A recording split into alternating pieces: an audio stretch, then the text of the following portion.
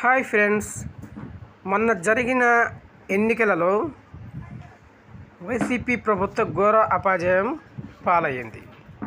దీని పరంగా మన కేతిరెడ్డి అన్నగారు ఒక న్యూస్ అయితే చెప్పడం అయితే జరిగింది. అది ఏమిటంటే ఓట్ల లెక్కింపులో గోల్మాల్ జరిగింది అని కేతిరెడ్డి గారు అంటున్నారు. అది ఏమిటంటే ఎన్నికల ఓట్ల లెక్కింపులు గోల్మాల్ జరిగిందని ధర్మవరం మాజీ ఎమ్మెల్యే కేతిరెడ్డి వెంకటరామిరెడ్డి అనుమానం వ్యక్తం చేశారు. ఏపీ ఫలితాల సమయంలో 9:30 కల్లా టీవీలోకి కూటమికి 120-150 సీట్లు చూపించారు. ఈసీ వెబ్సైట్లో పెట్టక ముందే వీళ్ళు ఎలివేషన్ ఇచ్చారు. ఏజెంట్లు వెళ్ళిపోవాలనే ఇలా చేశారు. ఆపై ఉద్యోగులు ఇష్టం వచ్చిన మెజార్టీలు రాసుకున్నారు అని ఆరోపించారు.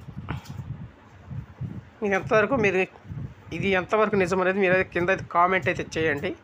అట్లాగే నా తెలుగు న్యూస్ ఛానల్ని సబ్స్క్రైబ్ చేయండి, లైక్ చేయండి.